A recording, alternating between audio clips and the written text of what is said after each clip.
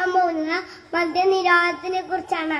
മദ്യത്തിന്റെ ദൂഷ്യഫലങ്ങൾ കേരളത്തിൽ വർദ്ധിച്ചുവരികയാൻ അവതരിക്കപ്പെടുന്ന മദ്യദുരന്തങ്ങൾ, വാഹനാപകടങ്ങൾ, കുടുംബഛിദ്രങ്ങൾ തുടങ്ങിയവയാണ് മദ്യപാനം മൂലം സംഭവിക്കുക.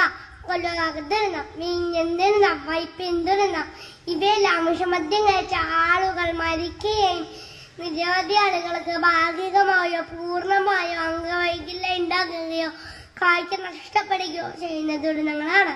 മദ്യത്തിനെതിരായി ശക്തമായ ബോധവൽക്കരണം വളരെ അത്യാവശ്യമാണ്.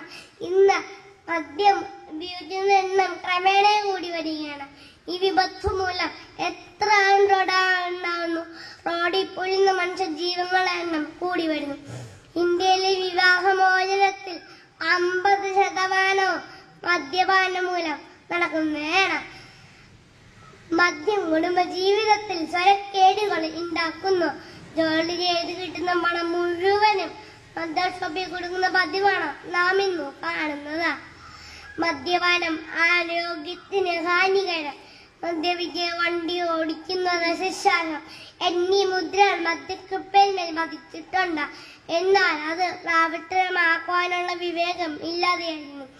മദ്യപാനം മാനവതയുടെ ലക്ഷണമായി കരുതുന്നവരാണ് ഇന്നത്തെ ചെറുപ്പക്കാർ. ആദ്യമേ രസത്തിൽ തുടങ്ങും, ക്രമേണ അതിലടിമപ്പെടുന്നു. ഇത് നമ്മുടെ സമൂഹത്തെ വലിയൊരു വിപത്തിലേക്കാണ് നയിക്കുന്നത്.